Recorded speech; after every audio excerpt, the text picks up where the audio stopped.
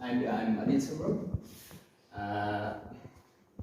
First of all, we see the index in which first we elaborate what is control chart, and then second, what do these charts do, and then its advantage and purpose, and types of control chart, and in the last, how to plot a chart, a kind of chart. Okay.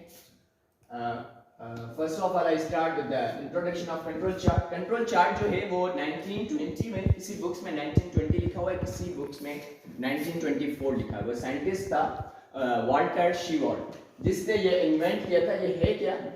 ये है कहता है कि control chart is a graphically representation of collecting information. Okay, पहले हम इसकी definitions पढ़ते जाते हैं, देन उसको बाद में मैं ज़्यादा एक्सप्लेन करता हूँ. सेकेंड में ये कहता है control chart is graph used to study how process change over time. मतलब कंट्रोल चार्ट में ये बताता है हमें कि बाय द टाइम जो है वो कैसे प्रोसेस चेंज होता है. Okay, and the third point, it appropriate to measure or otherwise judge quality characteristics of the atoms or samples. मतलब इसमें ये जज करता है quality characteristics. Okay.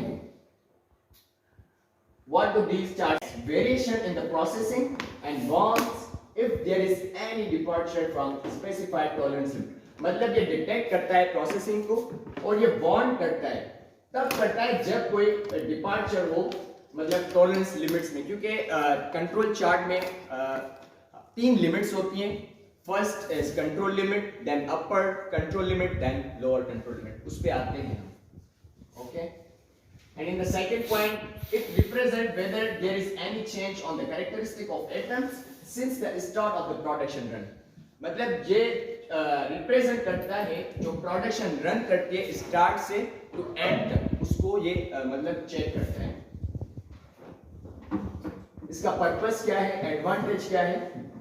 The control chart indicates whether process in control or out of control. इसका purpose basically यही है कि फॉर एग्जांपल हम किसी इंडस्ट्री में एक डेटा लेते हैं, ठीक है, बाय द टाइम.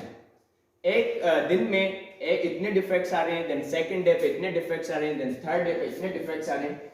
देन हम उसकी एवरेज लेंगे जिसको हम कहेंगे कंट्रोल लाइन. देन उसकी एक हम सेट करेंगे अपर लिमिट और उसकी लोअर लिमिट सेट करेंगे. तो कंट्रोल चार्ट उसको इंडिकेट करता है कि आइदर हमारा जो प्रोसेस चल रहा है वो कंट्रोल में है या आउट ऑफ कंट्रोल जा रहा है. कंट्रोल में तब होगा जब वो अपर लिमिट एंड लोअर लिमिट के बीच में ग्राफ बनेगा. तो लास्ट में ग्राफ भी है, एग्जांपल भी है, इंशाल्लाह आपको बहुत अच्छा समझ में आएगा. सेकंड पॉइंट है, it determines process variability and detects annual variation taking place in the process. मतलब डिटरमाइन करता है वेरिएशन और डिटेक्ट करता है जो उसमें जो भी वेरिएबिलिटी आती है या वेरिएशन प्रोसेस में आती है, ये सब कुछ जो है कंट्रोल चार्ट इंडिकेट करता है या डिटरमाइन करता है. It ensures product quality level. Okay, ये इसके टाइप्स हैं कंट्रोल चार्ट के. Control chart divide into 2 types, variable chart and then attribute chart. Then further variable chart in R chart and X chart. इसके हम detail में नहीं जाते क्योंकि मेरी टॉपिक है control chart, not a types of control chart. So मैं इसके डीप में नहीं जाता, just I elaborate the control chart. Okay, तो इसके टाइप्स में मैं नहीं जा रहा. अब जो है कोई हम जो है चार्ट हम कैसे बने उसका प्रोसेस इसमें लिखा हुआ है. फर्स्ट स्टेप में हम क्या करेंगे, what type of data you are working, कौन सी हम डेटा ले रहे हैं. फर्स्ट हम डेटा लेंगे क्योंकि कंट्रोल कोई भी चार्ट बनाने के लिए हमें क्या नीड होती है, डेटा. We need data.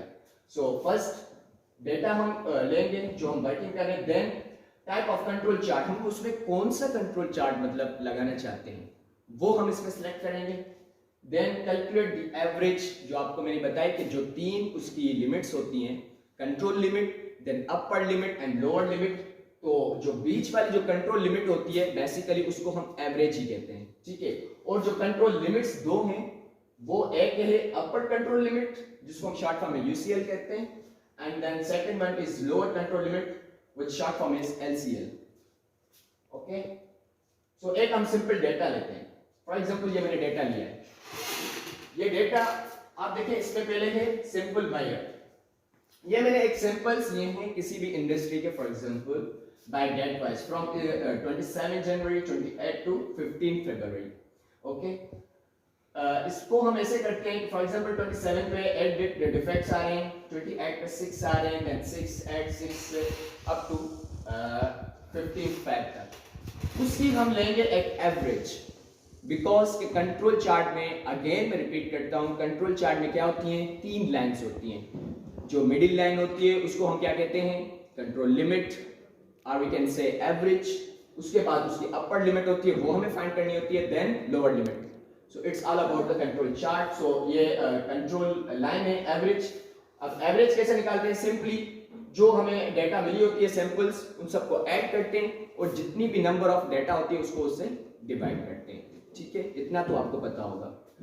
तो ये एवरेज आ गया सबका 7.1 7.1 सबका। ठीक है, क्योंकि सबकी वैल्यू सेम क्यों है, क्योंकि हमारा सिंपल डेटा ये कि एवरेज वैल्यू होती है कि, ठीक है, जो हमें बताती है कि इस डेटा में जो डिफेक्ट्स आ रही है वो एवरेज क्या है। So average is 7.5 and then upper control limit, ये हम कैसे फाइंड करते हैं, इसके लिए हमें 2 वैल्यूज चाहिए, एक तो एवरेज वैल्यू, दूसरी स्टैंडर्ड डेविएशन, जो आपने सर जावेद से भी सीखे, फिर भी मैं बता देता हूँ। स्टैंडर्ड डेविएशन उसका जो है एक्सेल में फॉर्मेट क्या होता है, सिंपली हम इक्वल की साइन लगाते हैं, देन उसका फॉर्मेट लिखते हैं standard deviation dot S, then क्या करते हैं, सारी वैल्यूज सेलेक्ट करते हैं, ठीक है, और देन इंटर दबाते हैं तो स्टैंडर्ड डेविएशन उसकी आ जाती है। तो इसकी जो है आप निकालेंगे तो स्टैंडर्ड डेविएशन इसकी आएगी 1.2। तो स्टैंडर्ड डेविएशन बेसिकली होता है कि, मेरे टॉपिक नहीं है बट मैं बता देता हूँ कि स्टैंडर्ड डेविएशन क्या होती है। ये होती है कि हमारी जो वैल्यू है वो कितनी डेविएट कर रही है, डेविएट मींस चेंज हो रही है उससे, from one data to an other data of simple. For example इसकी जो है स्टैंडर्ड डेविएशन है 1.27। तो हम कह सकते हैं कि इस डेटा में जो है इसमें जो है कितनी डेविएट हो रही है, 8.2 या उसके पीछे जा रही है 7.8, मतलब इसमें इतनी डेविएट आ रही है। तो अपर लिमिट के लिए हमें 2 वैल्यू चाहिए, एवरेज भी आ गई, स्टैंडर्ड डेविएशन भी आ गया, और उसके बाद इसका एक जो है स्टैंडर्ड है, वो कैसे है कि हम अपर लिमिट कैसे फाइंड करते हैं, एवरेज जो वैल्यू होती है उसमें हम प्लस करते हैं 3, it's standard, and then multiply with standard deviation value, तो हमें अपर कंट्रोल लिमिट मिल जाएगी। Same method lower control limit हम कैसे फाइंड करेंगे, जो हम एवरेज में 3 प्लस कर रहे हैं for the upper limit, lower limit में हम माइनस करेंगे वो value, and then multiply with standard deviation value. तो ये हमें जो है वैल्यूज आ जाएंगे। ठीक है, इतना समझ आ गया, किसी को कोई कंफ्यूजन है यहाँ पे? अगर किसी को है तो बताइए, क्योंकि आगे आपको कंट्रोल चार्ट फिर समझ में नहीं आएगा। Got it mister Ghulam Hussain? Okay, आप आगे बढ़ें, प्रेजेंटेशन जैसे खत्म होगी तो हम बस नहीं, मैं आपको एक्सक्यूज कर रहा हूँ, अगर है यहाँ पे आगे आपको नहीं आएगा समझ में, फिर मैं आपसे पूछूंगा। ओके, तो इसका हमने ये कंट्रोल चार्ट बनाया। अभी देखो कंट्रोल चार्ट में जो ये ब्लू लाइंस है, ये क्या है, हमारी सैंपल मेयर है, जो हमने सैंपल डेटा ली थी। This red line shows the control line which is average value, and this green line shows the upper control limit which is here, and then lower control limit। अब हमारी जो data है उसमें आप देखें, इसमें देखें हमने एक सेट की हुई है कि अपर कंट्रोल लिमिट कितनी है, कितनी है गुलाम से, 10 पॉइंट, आपका ध्यान नहीं है यहाँ पे, और लोअर लिमिट कितनी है 3.3। आप देख लें, हमने एक सेट कर लिया, लिमिट्स ये हैं। ठीक है, अब आप आगे चलते हैं। अब देखें, हमने एक जो है वो सेट कर ली लिमिट 10 तक और 3 तक, एक लिमिट उसमें सेट की है हमने। तो सारी जो सिंपल वैल्यू है उसमें जो है 10 से कोई भी वैल्यू ऊपर नहीं है। अगर ऊपर होती, फॉर एग्जांपल +10 से ऊपर होती, 12 होती, 13 14 जितनी भी होती, तो ये ग्राफ क्रॉस कर जाता अपर लिमिट को। अगर माइनस में होती तो लोअर लिमिट को क्रॉस कर जाता। समझ गए आप? तो हमारी डेटा में कोई भी ऐसी वैल्यू नहीं है, मतलब कोई भी ऐसा डिफेक्ट है नहीं जो अपर लिमिट को क्रॉस कर रहा है या आइदर लोअर लिमिट को क्रॉस कर रहा है। तो हम इसमें क्या करते हैं, अब एक वैल्यू चेक करते हैं कि हमारा जो है कंट्रोल चार्ट रन भी कर रहा है कि नहीं कर रहा। तो हम क्या करते हैं, इसमें अपर एक वैल्यू जो है वो ऐड कर देते हैं, दूसरी चेंज करते हैं डेटा में। क्या चेंज करते हैं, ये देखिए आप, मैंने 3 फरवरी पे क्या चेंज किए, 15 डेट लगा दी। 15 जो है, अब आप यहीं से ही बता सकते हैं कि 15 जो है हमारी अपर लिमिट में तो आ रही नहीं है, तो क्या होगा, ग्राफ अपर लिमिट को क्रॉस कर जाएगा। You can see here cross कर। तो इससे क्या पता चल रहा है हमें, इससे यही पता चलता है कि जो हमारी कंपनी की जो डेटा है उसमें हम पहले से ही अपर लिमिट और लोअर लिमिट सेट कर देते हैं। देन अगर उसमें कोई भी डिफेक्ट्स अपर लिमिट से क्रॉस जाता है या लोअर लिमिट से क्रॉस जाता है तो यहाँ पे आइडेंटिफाई हो जाता है, क्योंकि इतनी ह्यूज डेटा होती है उसमें हम कैसे ढूंढे, इसलिए हम कंट्रोल चार्ट सिंपली बनाते हैं। देन कंट्रोल चार्ट में देखते हैं तो कहां पे और किस डेट पे ये जो है डेटा क्रॉस कर ले। वहां पे मैंने 3 फरवरी पे चेंज किया था और आप देख सकते हैं कि बिल्कुल ही एग्जैक्टली 3 फरवरी पे जो है हमारा ग्राफ क्रॉस कर रहा है अपर लिमिट को। यहाँ पे क्लियर हो गया सबको? Okay, good. So it's all about my presentation. Have you any question you may ask?